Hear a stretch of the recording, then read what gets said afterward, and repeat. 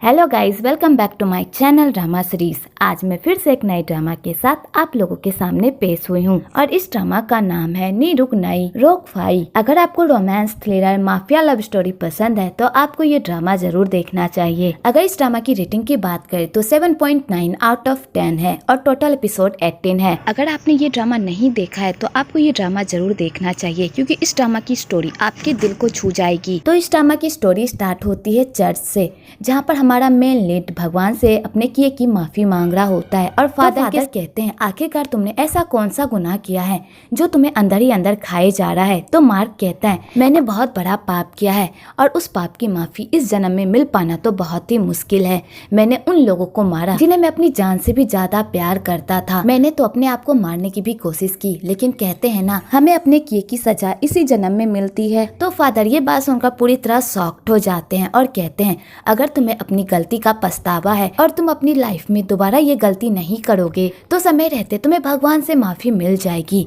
तो मार्क कहता है मुझे माफी तो मिल जाएगी, लेकिन आज जो मैं वही गलती दोबारा कर रहा हूँ उसकी माफी मुझे कभी भी नहीं मिलेगी, क्योंकि आज मैं फिर से लोगों को मारने के लिए जा रहा हूँ। तो फादर ये बात सुनकर पूरी तरह शॉक्ड हो जाते हैं। आगे कुछ साल पहले की स्टोरी दिखाई जाती है जहाँ पर मार्क का पिता निक मार्क को इनडायरेक्टली धमकी दे रहा होता है कि मुझे उन इंसानों से बहुत ही नफरत है जो अपना काम सही टाइम पर नहीं करते और जो मुझे धोखा देते हैं। इसलिए आइंदा से ख्याल रखना कि तुम ऐसा कोई काम ना करो जिससे मुझे निराशा हो, क्योंकि तुम मेरी कंपनी के इकलौते वारिस हो और तुम में वो सारी खूबियां हैं जो मेरी कंपनी को चला सकती है। कि तभी वहाँ पर निक का आदमी एक बंदे को पकड़ कर लाता है उसे मारने के इरादे से, क्योंकि पहले निक ने अपने बेटे मार्क को उस बंदे को मारने का ऑर्डर दिया था, लेकिन मार्क ने उस बंदे को नहीं मारा क्योंकि उस बंदे की एक फैमिली थी और उसकी फैमिली उस बंदे के साथ जुड़ी हुई थी, इसलिए मार्क ने उस बंदे को नहीं मारा था। लेकिन जब निक को इस बारे में पता चला कि उसके बेटे ने अपनी रहमदिली की वजह से उसे जिंदा छोड़ दिया है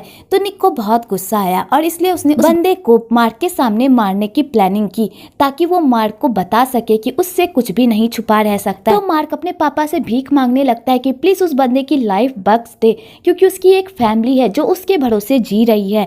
पर निक पर कोई फर्क नहीं पड़ता और वो कहता है तुमने इसकी फैमिली की वजह से इसकी जान नहीं ली थी ना, आज इसकी फैमिली भी इसके साथ ही मरेगी, क्योंकि तुमने एक बंदे पर रहमदिली दिखाई जिस चक्कर में आज 4 लोगों की मौत होगी और ये सब तुम्हारी वजह से है। और निक मार्क के सामने ही उन सारे बंदों को मारने लगता है।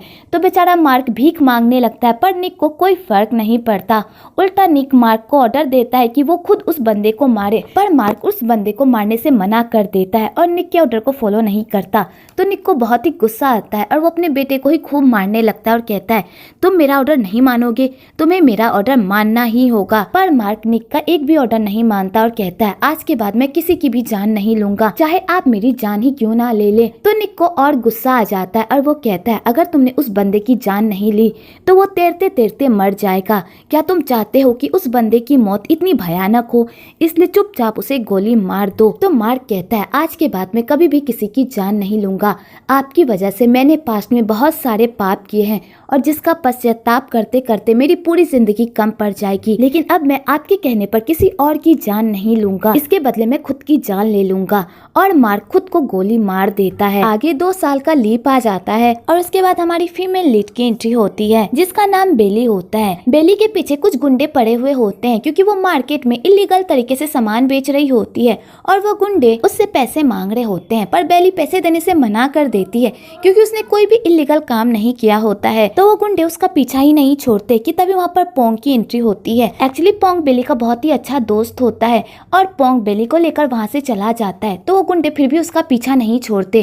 तो वो लोग भाग ही रहे होते हैं कि तभी बीच में एक गाड़ी आ जाती है और उन गुंडों का रास्ता रोक देती है और वो लोग आराम से उस गुंडे से अपना पीछा छुड़वा लेते हैं। एक्चुअली जिस गाड़ी ने गुंडे का रास्ता रोका होता है वो गाड़ी किसी और की नहीं बल्कि मार्क की होती है। तो मार्क उन गुंडों को खूब मारता है और उनका मार मार कर कचुम्बर बना देता है, क्योंकि मार्क को बिल्कुल भी बर्दाश्त नहीं होता कि कोई भी बेली को परेशान करे। वेल बेली और मार्क की क्या स्टोरी वो आपको आगे पता चलेगा। राहत की सांस ले रही होती है कि तभी उसे याद आता है कि उसके गले में तो लॉकेट है ही नहीं, शायद वो बीच पर गिर गया है। तो बेली बीच पर जाती है उस लॉकेट को खोजने के लिए, क्योंकि वो लॉकेट उसके लिए बहुत ही कीमती होता है, उसकी फैमिली की आखिरी निशानी होती है। तो बेली हर जगह उस लॉकेट को खोजती है पर उसे वो लॉकेट नहीं मिलता कि तभी उधर से वो सारे गुंडे आते हैं और बेली से माफी मांगते हैं और उसे वो लॉकेट भी वापस करते हैं और उसे कुछ पैसे भी देते हैं अनाथ आश्रम में डोनेट करने के लिए। तो बेली उस गुंडे का इस तरह बदला हुआ रूप देखकर तो पूरी तरह शॉक्ड हो जाती है कि तभी उसकी नजर एक गाड़ी पर पड़ती है। तो बेली को लगता है कि शायद ये काम मिरेकल कंपनी के नाई नोई का है। आगे बेली इस घटना के बारे में अनाथ आश्रम के बच्चों और टीचर को पूरी बात बताती है।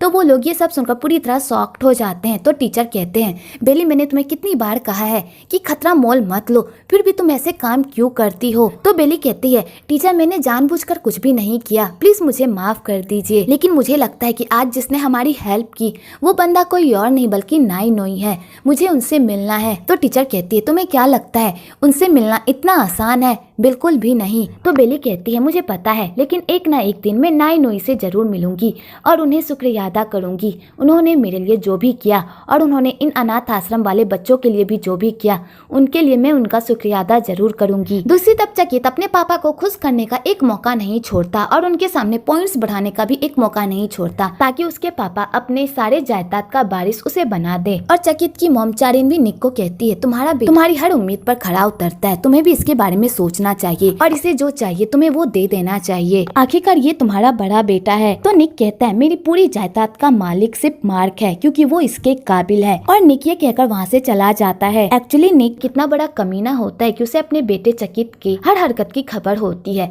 और चाहे चकित कितनी भी मेहनत क्यों ना कर ले, निक कभी भी उसे अपने जायदाद का वारिस नहीं बनाएगा, क्योंकि निक के नजर में मार्क ही उसके जायदाद का असली वारिस है और वही उसकी पूरी कंपनी को संभालने के काबिल है। तो चारिन और चकित को बहुत ही गुस्सा आता है, पर वो दोनों गुस्सा के अलावा कुछ कर भी नहीं सकते। आगे चारिन का बर्थडे मनाया जाता है तो सारे लोग उसे विश करने के लिए आते हैं। तो सारे लोग चकित को ही नाई नोई समझ लेते हैं। तो चारिन भी सबको यही बताती है कि चकित ही नाई नोई है और आगे चलकर वही इस कंपनी को संभालेगा। तो चकित कहता है, मोम आप ये झूठ क्यों बोल रही हैं? अगर पापा को इस बारे में पता चल गया तो आपको पता है ना, बहुत बड़ा बवाल आ जाएगा। तो चारिन कहती है, जो होगा वो देखा जाएगा, अभी सिर्फ मैं अपने बेटे के फ्यूचर के बारे में सोच रही हूँ। उस पार्टी में बेली भी काम कर रही होती है और उसे जब पता चल ये पार्टी माइकल कंपनी की तरफ से है तो उसमें एक उम्मीद जाग जाती है कि वो इस पार्टी में नाई नोई से मिल सकती है। तो वो हर जगह नाई नोई को ढूंढने लगती है, जिस चक्कर में वो सच में नाई नोई से टकरा जाती है, पर वो उसे नहीं पहचान पाती। तो मार्क जैसे ही बेली को देखता है तो वो उससे दूर भागने की कोशिश करता है। पता नहीं क्यों जब भी मार्क बेली को देखता है तो उसके अंदर अजीब सा गिल्ट आ जाता है, जिसके आगे उसे कुछ दिखता ही नहीं। आगे बेली मार्क को थैंक यू कहकर वहाँ से चली जाती है, जिस चक्कर में वो अपना फोन वहीं पर भूल जाती है। तो मार्क उसके फोन को लेकर वहाँ से चला जाता है। आगे मार्क चारिन को बर्थडे विश करने के लिए जाता है, लेकिन उसकी मुलाकात चकित से हो जाती है। तो चकित को मार्क को देखकर बहुत ही गुस्सा आता है। तो मार्क कहता है, मैं बस यहाँ पर मॉम को बर्थडे विश करने के लिए आया हूँ और वैसे भी मुझे यहाँ आने का कोई शौक नहीं था, निक ने मुझे ऑर्डर दिया था इसलिए मुझे मानना पड़ा, इसके अलावा मेरा कोई इरादा नहीं है, मैं उन्हें विश करके वहाँ से चला जाऊंगा।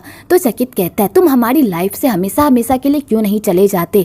अगर तुम हमारी लाइफ से चले जाओगे तो मेरे लिए सब कुछ आसान हो जाएगा। तो मार्क उसकी सारी बकवास सुन लेता है और कहता है, ये गिफ्ट मैं तुम्हारी मॉम के लिए लेकर आया था, उन्हें ये दे देना। और मार्क ये कहकर वहाँ से चला जाता है। इधर बेली को गलत फहमी हो जाती है कि चकित ही नाई नोई है, पर बेली उसका चेहरा नहीं देखती और वो उसके पीछे जाती है, लेकिन उससे पहले ही चकित की गाड़ी वहाँ से जा चुकी होती है कि तभी वहाँ पर मार्क आता है। बेली को उसका फोन देता है तो बेली कहती है, थैंक यू सो मच, क्या तुम मेरी एक हेल्प करोगे? तो मार्क कहता है, क्या? तो बेली कहती है, मुझे एक गाड़ी का पीछा करना है। और बेली मार्क की गाड़ी पर बैठकर चकित के गाड़ी का पीछा करने लगती है, पर वो उसकी गाड़ी का पीछा नहीं कर पाती और वो गाड़ी आगे चली जाती है। तो मार्क कहता है, आखिरकार तुम किसका पीछा कर रही हो? तो बेली कहती है, मैं नाई नोई से मिलना चाहती थी, मैं उसकी बहुत बड़ी फैन हूँ, लेकिन मैं इस बार भी नहीं मिल पाई। तो मार्क को बहुत ही गुस्सा आता है और वो कहता है, तुम एक अनजान आदमी के साथ एक गाड़ी का पीछा कर रही हो, क्या तुम्हें जरा सी भी अकल नहीं है? तुम इस तरह किसी भी अजनबी इंसान के साथ कैसे बैठ सकती हो? अगर इस इंसान ने तुम्हारे साथ कुछ कर दिया क्या तुम्हें डर नहीं लगता? तो बेली कहती है, तुम बुरे इंसान नहीं हो इसलिए मैं तुम्हारे साथ साथ बैठी। तो मार्क कहता है तुम्हें कैसे पता कि मैं बुरा इंसान नहीं हूँ, मैं बहुत बुरा इंसान हूँ। तो बेली कहती है तुम बुरे इंसान नहीं हो, अगर तुम बुरे इंसान होते तो तुम मुझे मेरा फोन कभी भी नहीं लौटाते। तो मार्क को ये बात सुनकर तो और गुस्सा आ जाता है और वो बेली को इस बात पर डांटने लगता है। तो बेचारी सहम जाती है। आगे मार्क बेली को कहता है चलो मैं तुम्हें घर छोड़ देता हूँ। तो बेली कहती है मैं तुम्हारे साथ कैसे जा सकती हूँ, तुम अनजान आदमी हो ना, और तुमने ही तो कहा है कि अनजान आदमी के साथ नहीं बैठना चाहिए, तो मैं नहीं जाऊंगी। कि तभी वहाँ पर कुछ गुंडे आकर निक पर हमला कर देते हैं। तो निक बेली का हाथ पकड़कर वहाँ से भागने लगता है, पर वो गुंडे उसका पीछा ही नहीं छोड़ते। तो निक उन गुंडों से खूब लड़ता है, पर वो गुंडे बहुत ज्यादा होते हैं और निक अकेले कुछ भी नहीं कर सकता। अगर उसने कुछ भी किया तो बेली की जान को खतरा हो सकता है। तो मार्क के पास लास्ट ऑप्शन बचता है पानी में कूदने का, और वो बेली को लेकर पानी में कूद जाता है। तो वो लोग पानी में भी गोलियां चलाने लगते हैं, जिस चक्कर में मार्क को गोली भी लग जाती है, लेकिन वो हार नहीं मानता और वो बेली की जान बचा लेता है और उसे सही सलामत नदी से बाहर निकालता है। जब बेली मार्क की ऐसी हालत देखती है तो उसे बहुत ही बुरा लगता है और बेली मार्क को अपने घर लेकर जाती है। तो बेली के पेरेंट्स जैसे ही मार्क को देखते हैं तो वो समझ जाते हैं कि ये तो नाई नोई है, पर बेली के पेरेंट्स बेली को ये बात नहीं बताते कि उन लोगों को पता है कि मार्क ही नाई नोई है। आगे वो लोग मार्क का अच्छे से ट्रीटमेंट करवाते हैं। तो मार्क बेहोशी की हालत में भी यही बड़बड़ाता है कि बेली ठीक है ना, जाकर उसे देखो, और बेचारा यही बार बार कहता है।